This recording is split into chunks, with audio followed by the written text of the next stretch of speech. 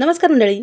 आपल्या घरात जर ठरलं अचानकच की आत्ता आपल्याला मेदूवडे खायचे आहेत, तर ते आपल्याला लगेचच्या लगेच करता येत नाही ना, कारण की डाळ आपल्याला 4 ते 5 तास आधी उडदाची डाळ भिजायला घालावी लागते. पण हे मेदूवडे आहेत ना, ते इन्स्टंट मेदूवडे आहेत. अजिबात ऑइली होणार नाहीत, तितकेच क्रिस्पी होतील आणि तितकेच छान लागतील आणि झटपट पण बनतील. काहीच वेळ लागत नाही. आणि बऱ्याच वेळा ना उडदाच्या डाळीचे मेदूवडे अशाच आकाराचे बऱ्याच जणांना करता येत नाही. पण हे जे मेदूवडे आहेत ना, अगदी टेस्टसुद्धा तशीच लागेल आणि खरपूस खमंग असे मस्त मेदूवडे.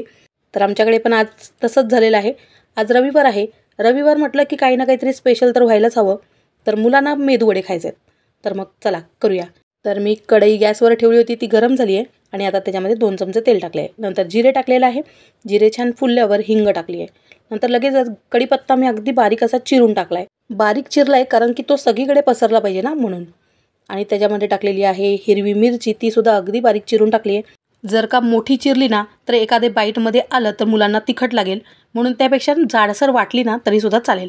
आता मसाला आहे तो थोडासा परतून घेऊया आणि आल्याचा तुकडा आहे तो सुद्धा मी 1 ते 1.5 इंच घेतला आहे आणि तो भाजायचा नाही आहे जास्त वेळ, थोडासाच परतून घ्यायचा आहे.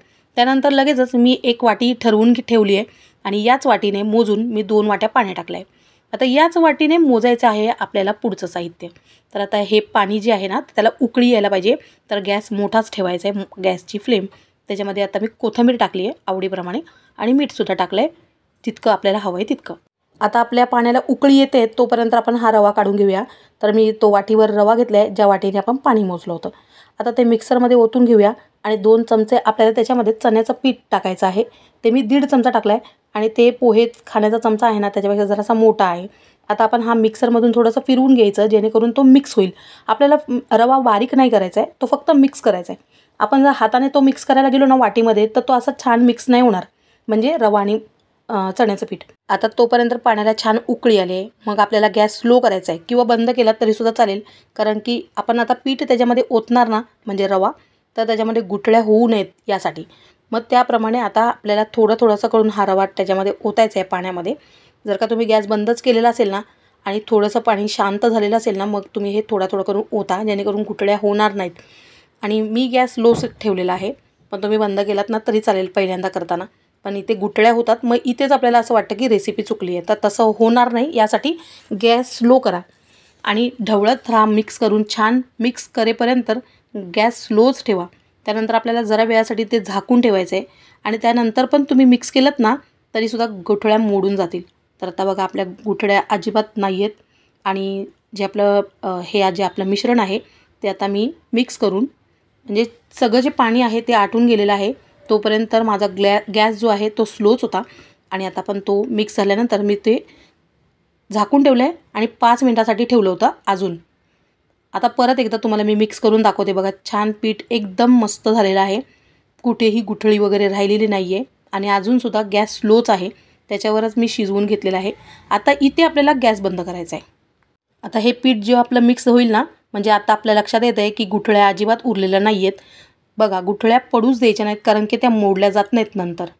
म्हणून आधीच गुठळ्या पडून देऊ नका, पडलेल्या गुठळ्या आधीच मोडून घ्या. आणि आता हे आपण पीठ मिक्स केलं ना, त्याच्यानंतर आता आपल्याला गॅस बंद करायचा आहे आणि आता हे झाकून ठेवायचं आहे बस. म्हणजे आता हे रेडी झाल्यानंतर मी अजून 2-3 मिनटं ठेवलं आणि त्याच्यानंतर गॅस बंद केला आहे. आता तोपर्यंत आपण चटणीची तयारी करून घेऊया. तर माझ्याकडे सुक्कं खोबरं आहे, ओलं नाही आहे, म्हणून मी अर्धी वाटी घेतलं आहे आणि त्याचे छोटे तुकडे करून मिक्सरमधून बारीक वाटून घेतलं आहे. त्यानंतर त्याच्यामध्ये मी हे आल्याचा तुकडा 1.5 इंच घेतला आहे.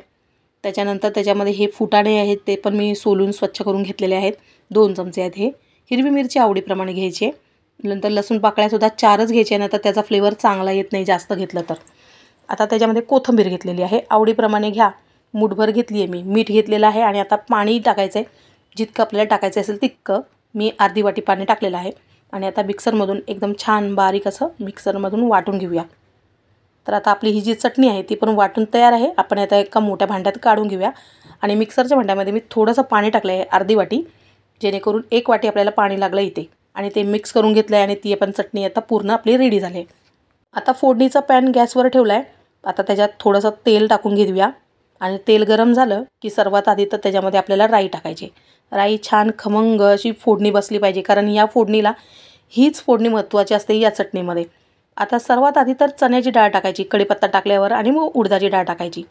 उडदाची डाळ आणि चण्याची डाळ आठवणीने टाका, त्याच्याने फ्लेवर खूप छान येतो चटणीचा. अगदी उडप्याच्या दुकानात जी मिळते ना तीच चटणी तुम्हाला मिळेल. वरून मी हिंग टाकलं होतं आणि हिंग आणि हळद. आता हे सुद्धा आपलं परतून ते म्हणजे तळून झालं आहे. आता आपण फोडणी ओतून घेऊया.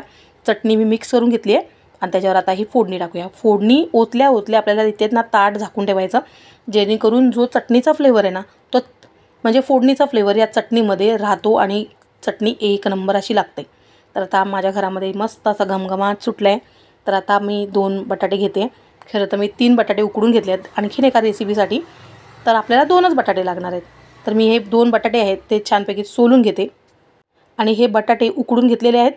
उकडताना मी ते ना खूप जास्त उकळवलेले नाही आहेत, नाहीतर काय ना बटाटे हे जे आहेत ना एकदम परफेक्ट असे उकडलेले आहेत. एकदम लगदा होतो ना तसा लगदा अजिबात करायचा नाही. तर हे असे छान उकडलेले आहेत. आणि आता आपली हे जे पीठ आहे मी तुम्हाला मगाशी सांगितलं गॅस बंद केला आहे.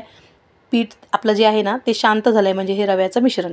आता त्याच्यामध्ये ते शांत झालं आहे पण थंड झालेलं नाही आहे. त्याच्यामध्ये आपल्याला टाकून घ्यायचं आहे आता हा बटाटे म्हणजे बटाटे त्यात किसून घ्यायचे आहेत. तर हे जे किसणी आहे ना ती मीडियम साईजची आहे, त्याच्यावर मी ते दोन्ही बटाटे किसून घेतलेले आहेत. जर का आपण मॅश करून घेतले ना तर कुठे कुठे गुठळ्या राहतील, तर तसं होता कामा नये म्हणून किसून घेतल्यात.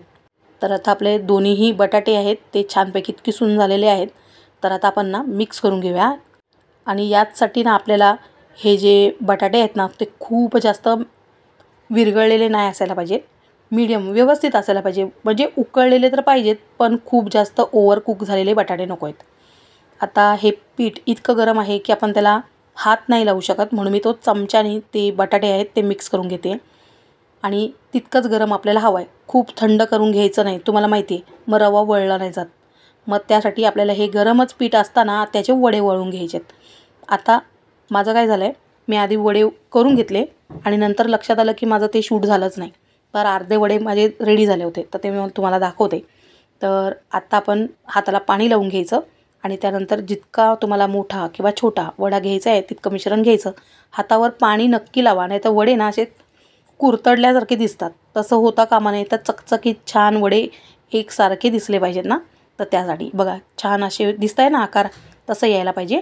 म्हणून आपण हाताला पाणी लावायचं, नाही तर सगळा रवा हाताला चिटकतो आणि वडे वळता येत नाही. अवघड काहीच नाही आहे, फक्त एक छोट्या छोट्या टिप्स आहेत ना ते सांगितलं आहे. तर आता एक वडा दाखवला तुम्हाला, आणखीन एक वडा दाखवते. जितकं आपल्याला हवं आहे तितकं मिश्रण घ्यायचं, हाताला आधी पाणी लावून घ्यायचं, त्यानंतरच आपल्याला हे वडे वळून घ्यायचे आहेत. तर बघा गोल छानपैकी वडे करून घ्यायचे आणि त्याच्यानंतर एक असं होल करून घ्यायचं मध्यभागी. आणि तुम्हाला हवे तितके तुम्ही करू शकता, म्हणजे मोठा किंवा लहान वडा जसा तुम्हाला हवा आहे तसा.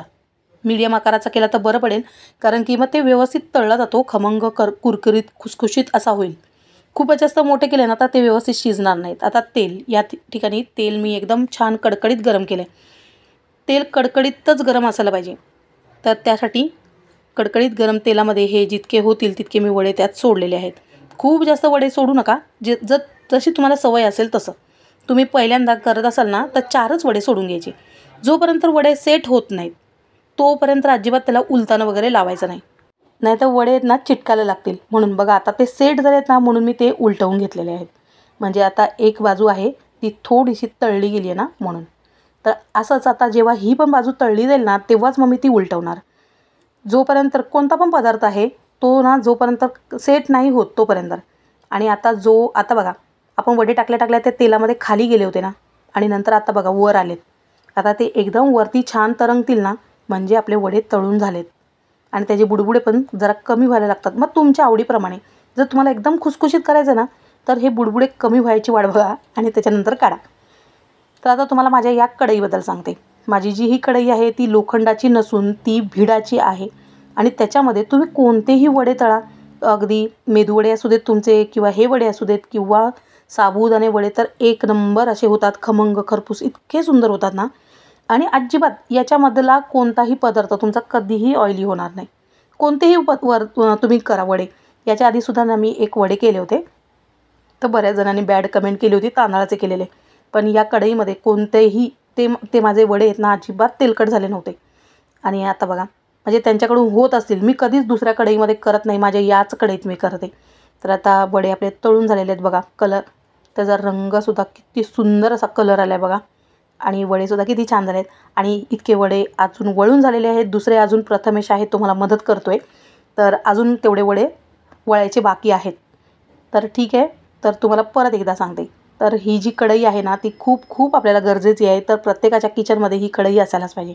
बऱ्याच मुली आहेत ना ती माझ्या कढई बघून ते मला बोलतात की ना ही कढई मला पण घेऊन दे, तू मला घेऊन देऊ शकते का.